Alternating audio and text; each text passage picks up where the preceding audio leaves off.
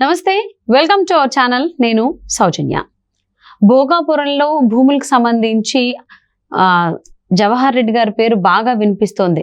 ఆయనే కాకుండా ఇంకొంతమంది ఐఏఎస్ అధికారులు కూడా అక్కడ అసైన్ భూములను కొన్నారు అని చెప్పి వార్తలు వినిపిస్తున్నాయి, కథనాలు వస్తున్నాయి. మరి ఈ అంశానికి సంబంధించి వారి విశ్లేషణని, మరిన్ని విషయాలని మనతో పంచుకోవడానికి ఈ రోజు మనతో పాటు ఉన్నారు సీనియర్ జర్నలిస్ట్ డివిఎస్ గారు ఉన్నారు. వారితో మాట్లాడదాం. నమస్తే అండి. నమస్తే. భోగాపురంలో అసైన్డ్ భూములకు సంబంధించి ఎక్కువగా సిఎస్ జవహర్ రెడ్డి పేరు బాగా ఎక్కువగా వినిపిస్తోంది. ఆల్రెడీ ఆల్మోస్ట్ ఆయన 2000 కోట్ల విలువైనటువంటి అసైన్డ్ భూములను స్వాధీనం చేసుకుని రిజిస్ట్రేషన్ చేసుకున్నారు. 800 ఎకరాలేమో కొడుక్కి ఇచ్చేశారు, ఆయన పైన రిజిస్ట్రేషన్ చేశారు. అండ్ బినామీల పేరు పైన కూడా అన్నట్టుగా వార్తలు వస్తున్నాయి. అండ్ అంతేకాకుండా ఇప్పుడు ఇంకొంతమంది ఐఏఎస్ అధికారులు కూడా అక్కడ భోగాపురంలో భూములు కొన్నారు, అసైన్డ్ భూములని కథనాలు వస్తూ ఉన్నాయి, వార్తలు కూడా. దీని గురించి మరిన్ని విషయాలు ఏమంటారు? భూములు ఇంత పెద్ద ఎత్తున కొల్లగొట్టడం కోసమేనా వీళ్ళు ఐఏఎస్లు అయింది? ఐఏఎస్లు అంటే ఇప్పుడు ఏంటి, వాళ్ళ యొక్క డ్యూటీ ఏంటి? వాళ్ళు ఇండియన్ సర్వీస్కి వెళ్ళింది ఎందుకు? ఇది ఇండియన్ సర్వీస్ అధికారుల, ల్యాండ్ గ్రాబింగ్ అధికారుల వీళ్ళు? మనకు అర్థం కావట్లా. దేశంలో ఏ రాష్ట్రంలో అయినా ఈ విధంగా జరుగుతుందా? అసలు ఐఏఎస్లు అంటే ఒక గౌరవం, సమాజం పట్ల ఒక బాధ్యత, ప్రజలకి సేవ చేయటం కోసం వచ్చిన పబ్లిక్ సర్వెంట్స్. ముస్సోరీలో వీళ్ళకి ట్రైనింగ్ ఇచ్చింది ఇదేనా? ఏది ఐఏఎస్లకి ఎక్కడెక్కడ భూములు ఉంటాయి, ఏంటి, ఏ భూములు ఎలా కొల్లగొట్టాలి, ఇదా? అసలు ఐఏఎస్ అనే 3 అక్షరాలు ఇంతగా తలవంపులకి, ఇంతగా నవ్వుల పాలకి, ఇంత స్వార్థానికి పరాకాష్ఠగా మారడం మొదటిసారి చూస్తున్నాం అన్నమాట. సాక్షాత్తు సిఎస్ మీదే ఇంత తీవ్రమైన అవినీతి అభియోగాలు వాళ్ళు ఆధారాలతో సహా చెప్తున్నారు, సర్వే నంబర్లతో సహా చెబుతున్నారు.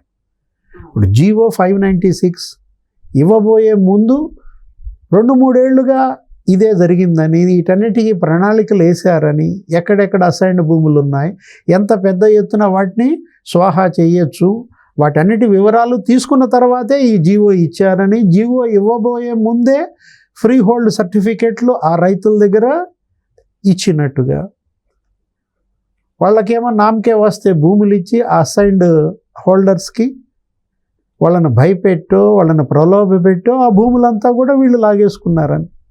800 ఎకరాలు జవహర్ రెడ్డి బినామీలు లాక్కున్నారనేది మూర్తి యాదవ్ ప్రధాన ఆరోపణ. స్పష్టంగా చెప్తున్నాడు అతను. ఈరోజు కూడా మాట్లాడాడు. కాపులుప్పాడలో 45 ఎకరాలు లేఅవుట్ వేశారా లేదా, సర్వే నెంబర్లు కూడా చెప్తున్నాడు కదా. కొమ్మాది ఆ చైతన్య కాలేజ్ పక్కన 2 ఎకరాలు రిజిస్ట్రేషన్ జరిగిందా లేదా, అక్కడెక్కడ డెంకాడ దగ్గర 10,000 గజాలు రిజిస్ట్రేషన్ జరిగిందా లేదా. జవహర్ రెడ్డి 3 సార్లు సీక్రెట్ టూర్స్ అక్కడికి వెళ్ళారని, 17వ తారీఖు అతను ఎవరో చోడరాజు సత్యకృష్ణరాజు అక్కడ ఏదో అన్నవరంలో హోటల్ యజమాని, అతను చనిపోతే ఈయన అక్కడికి వెళ్ళాడు. ఆ చోడరాజుకి జవహర్ రెడ్డికి ఏంటి సంబంధం? అతను ఈయన బినామీ అంటాడు మూర్తి యాదవ్, జనసేన అందరూ కూడా. ఇప్పుడు చోడరాజు సత్యకృష్ణరాజు చనిపోతే జవహర్ రెడ్డి వెళ్ళాల్సిన అవసరం ఏంటి?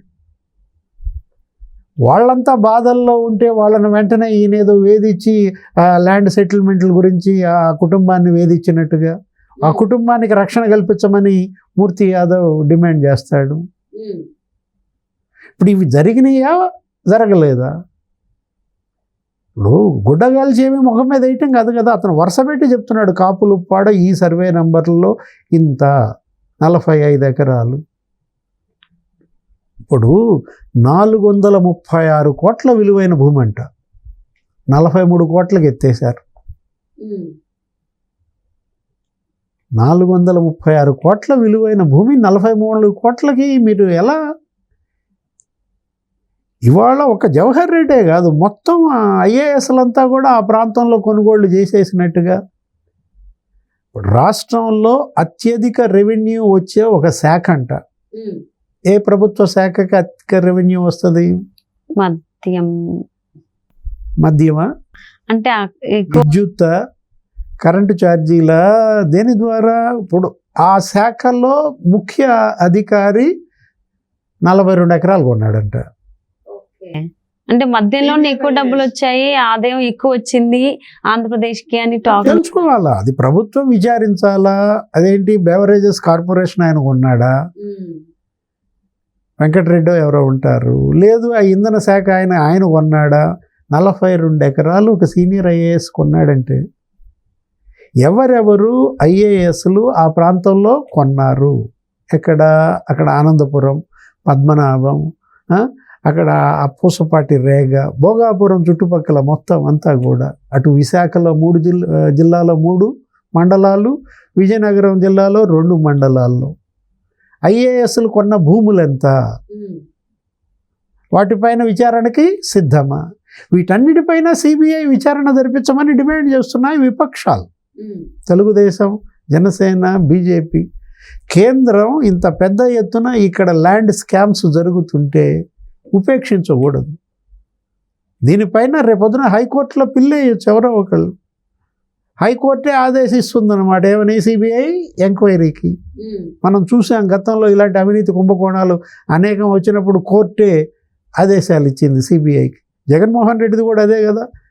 జగన్మోహన్ రెడ్డి అవినీతి కుంభకోణాల పైన తండ్రి అధికారాన్ని అడ్డం పెట్టుకుని ఆయన ఇంత చేశాడని చెప్పి అప్పుడు కోర్టులో పిల్లేస్తే కోర్టే ఆదేశించింది సిబిఐ ఎంక్వైరీకి. దాని ఫలితమే కదా ఇవాళ జగన్మోహన్ రెడ్డి పైన ఈ 12 సిబిఐ కేసులు, 9 ఈడీ కేసులు, ఆయన 16 నెలలు జైలుకి వెళ్ళటం. విశాఖపట్నంలో, ఉత్తరాంధ్రలో, విజయనగరం, విశాఖ, శ్రీకాకుళంలో ఈ 5 ఏళ్లలో జరిగినటువంటి ఈ ల్యాండ్ పర్చేజింగ్, భూ లావాదేవీలన్నిటిపైన కూడా సమగ్ర దర్యాప్తు జరిపితే తప్ప బయటికి రావు. ఇప్పుడు అక్కడ విజయసాయి రెడ్డి, సుబ్బారెడ్డి, తర్వాత గుడివాడ అమర్నాథ్, దాని తర్వాత ఎంవివి సత్యనారాయణ, వీళ్ళ నలుగురు అక్కడ దుష్ట చతుష్టయమని, ఇలా నలుగురు కలిసి 30,000 కోట్ల విలువైనటువంటి భూములు కబ్జా చేశారని, స్వాహా చేశారని మనం చూసాం. వాళ్ళల్లో వాళ్ళే ఒకళ్ళ మీద ఒకళ్ళు ఆరోపణలు చేసుకుని కొన్ని భూముల కుంభకోణాలు బయట పెట్టారు. ఎంవివి సత్యనారాయణ కోరమన్నపాలెం భూముల కుంభకోణం విజయసాయి రెడ్డి బయట పెట్టాడు. ఏది అసలు ల్యాండ్ యజమాని డెవలపర్ మధ్య 1:99 రేషియో ఏంటని. ఎవరన్నా భూ యజమానికి 1 వాటా ఇచ్చి డెవలపర్ 99 వాటాలు దొబ్బుతాడా అని చెప్పి ఆయనే అన్నాడు. విజయసాయి రెడ్డి కూతురికి అక్కడ ఉన్నటువంటి ఆ తర్లువాడ కొండ రాసి ఇచ్చిన ఉదంతం, దాన్ని వాళ్ళు బయట పెట్టారు. అసలు గుడివాడ అమర్నాథ్ వీళ్ళందరినీ అడ్డం పెట్టుకుని ఆయన పెద్ద ఎత్తున భూములు కబ్జా చేసినట్టుగా, జగనన్న ఇళ్ళ కాలనీలలోనే నీకు 1800 ఎకరాల్లో అక్కడ ఇది చేసినట్టుగా, అనకాపల్లి అనే నియోజకవర్గంలో, విస్సన్నపేట అనే ప్రాంతంలో 800 ఎకరాలు గుడివాడ అమర్నాథ్ స్వాహా చేసినట్టుగా. సో ఓవరాల్గా వైసీపీ హయాంలో ఉన్నటువంటి ఐఏఎస్ అధికారులు అందరూ కూడా ఈ అసైన్డ్ భూములని ఏ విధంగా అయితే వాళ్ళు స్వాధీనం చేసుకోవచ్చో ఆ విధంగా స్వాధీనం చేసుకున్నారు అన్నట్లుగా తెలుస్తుంది. కథనాలు వస్తూ ఉన్నాయి. దానికోసమే జీవో 596 కంటిన్యూ. సో దానికోసమనే జీవో 596 కూడా తెచ్చినట్లుగా తెలుస్తుంది. దానికి అడ్డుకట్టు వేయడానికి చాలా మంది ప్రయత్నిస్తున్నారు. సో మరి చూద్దామండి. మరి భోగాపురం భూములకు సంబంధించి సిఎస్ జవహర్ రెడ్డి పేరు భూమితో ఎవరు పెట్టుకున్నా భూస్థాపితమే. మరి సిఎస్ జవహర్ రెడ్డి పేరు వినిపించింది. ఆ తర్వాత చాలా మంది ఐఏఎస్ అధికారులు కూడా ఈ అసైన్డ్ భూములు రిజిస్ట్రేషన్ లో ఉన్నారని తెలుస్తోంది. వాళ్ళ పేర్లు ఇంకా బయటకు రాలేదు. వాళ్ళు ఎవరెవరు ఏంటనేది రాబోయే రోజుల్లో బయటకు వస్తున్నాయి చూద్దాం. Thank you so much TVS గారు. నమస్తే.